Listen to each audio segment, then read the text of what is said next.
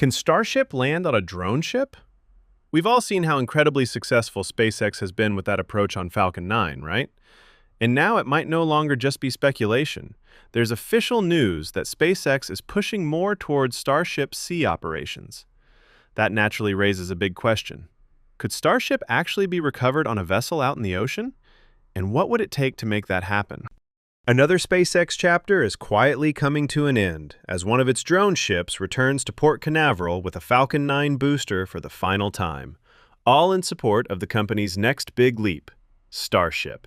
The drone ship, just read the instructions, sailed back into Port Canaveral early Thursday, April 23rd, carrying the first stage booster from the April 21st GPS-3 launch. And, according to SpaceX, this marks the last time this particular ship will bring home a Falcon 9 booster. From here on out, it's being prepared for a new role supporting Starship operations. If you're not familiar with it, just read the instructions as one of SpaceX's autonomous spaceport drone ships, based on a modified barge called Marmac 303. It's essentially a floating landing pad equipped with station-keeping thrusters and a wide deck designed to catch returning boosters at sea. This is especially important for missions where the Falcon 9 doesn't have enough fuel to fly all the way back to the launch site. The ship is built similarly to its sister vessels, Of Course I Still Love You and A Shortfall of Gravitas.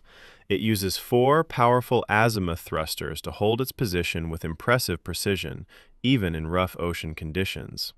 Onboard cameras and sensors capture every landing, while Starlink dishes and communication antennas send that data back to engineers in real time and keep the ship connected with the incoming booster. Even though SpaceX is working toward making its drone ship fleet more autonomous, Just Read the Instructions still relies on a support vessel to tow it out to its landing zone.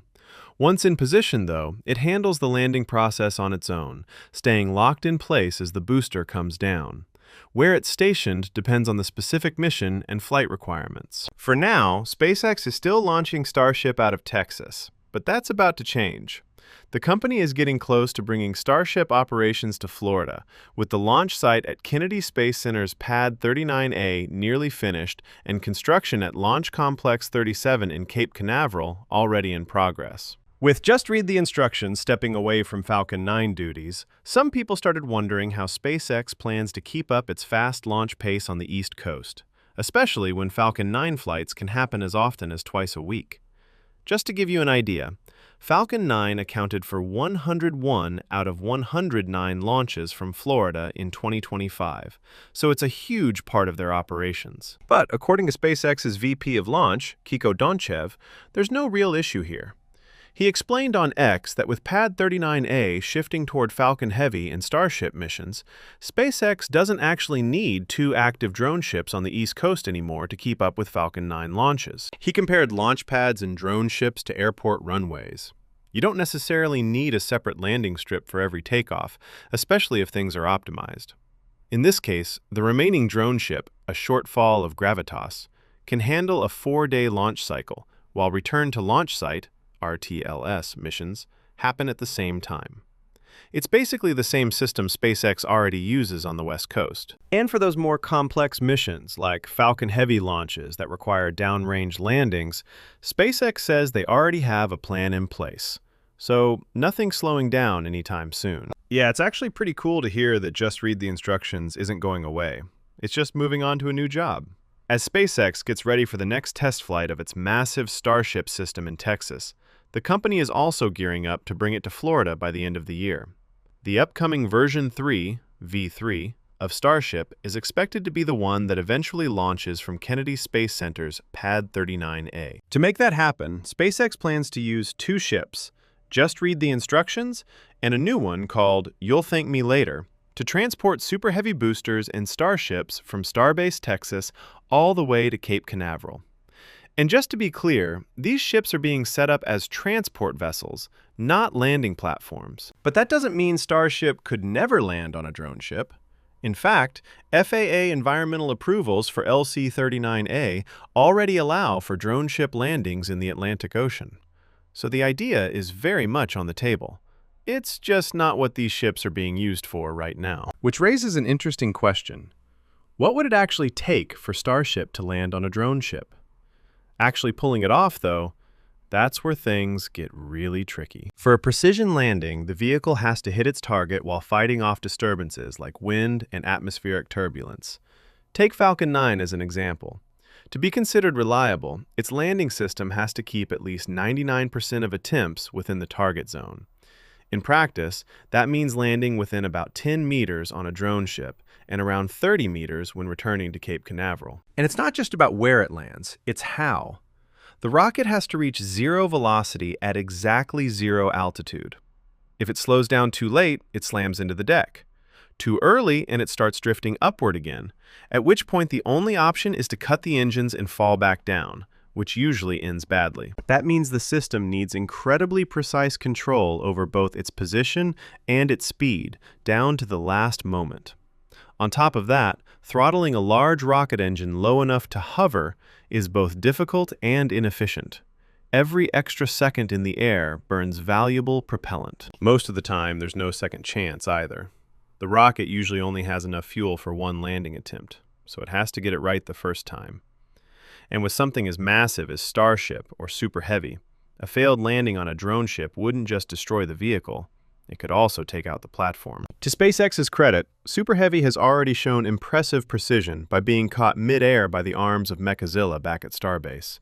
But doing something similar at sea adds a whole new layer of complexity. For one, Super Heavy doesn't have landing legs, so if you wanted to recover it offshore, you'd either need to build a floating version of that giant catching tower, or redesign the booster to land on legs instead.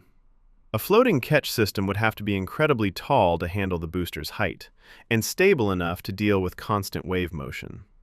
That likely means a very large platform with advanced stabilization just to keep everything aligned during the catch. The alternative, adding landing legs, comes with its own trade-offs.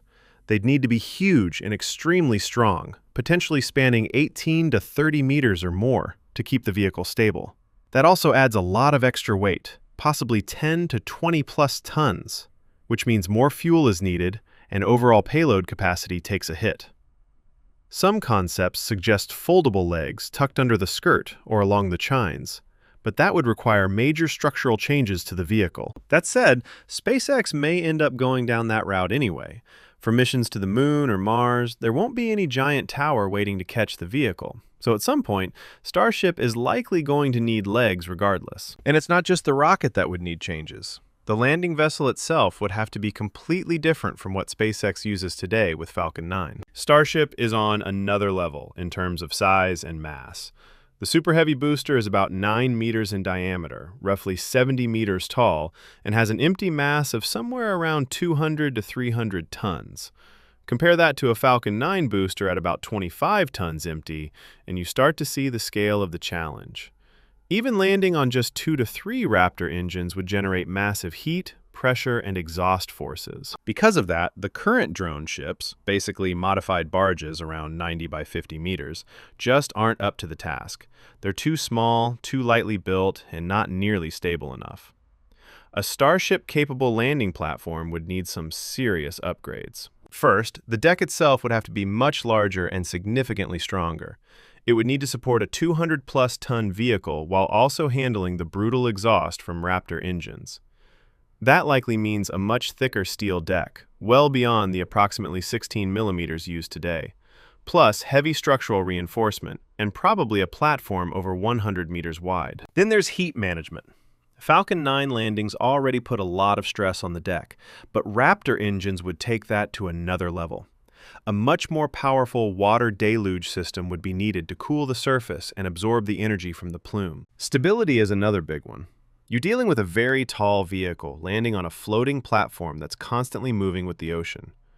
To prevent tipping, the vessel would need a larger hull, more ballast, and stronger thrusters to hold position even in rough seas. As I said before, when it comes to the actual landing method, there are two main options. One is a heavily reinforced flat deck where the booster lands on legs.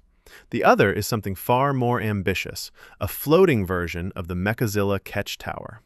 Both approaches come with major engineering challenges. And finally, there's recovery. Once the booster lands, you still have to secure it and tow it back to port. That means much stronger tie-down systems and support structures to safely handle something this large. Honestly, even if SpaceX figures out how to reliably land Starship on a drone ship, it's hard to see that becoming the main way they do things. With Falcon 9, drone ship landings make a lot of sense, and it mostly comes down to performance. If you look at missions to Geosynchronous Transfer Orbit, GTO, there's just not enough fuel left for a return to launch site, RTLS, landing. So if SpaceX wants to reuse the booster, a drone ship isn't optional, it's necessary. For lower energy missions to low Earth orbit, things get a bit easier. Flights like Crew Dragon or Cargo Dragon can sometimes manage an RTLS landing. But in the early days of Falcon 9, the rocket had slightly less performance, and SpaceX played it safe, so even those missions often ended up landing on drone ships. Starship, though, is a completely different story. The whole goal with Starship is rapid, almost aircraft-like operations. Land, inspect, refuel, and fly again as quickly as possible. That's especially important for missions like Starlink deployment, NASA's Artemis program, and eventually Mars missions, all of which rely on orbital refueling. And that means launching a lot, sometimes dozens of flights just to fill propellant depots in orbit. If you're only flying once every 10 days, drone ships might be fine. But for Starship, that's way too slow. 10 launches over 100 days just doesn't cut it, and some missions may need even more than that. With RTLS, though, you could theoretically reuse the same super heavy booster every day. That kind of turnaround just isn't possible with ocean recoveries. Bringing a booster back from sea takes time. You've got travel distance, weather delays, sea conditions, crew availability, and general ship maintenance to deal with. All of that adds friction to the process and slows everything down. That said, landing Starship at sea isn't a bad idea at all. It just makes more sense as a secondary option. One big advantage is performance. If you land on a drone ship, the booster can burn almost all of its fuel during ascent, keeping just a tiny reserve, maybe around 1%, for the landing burn.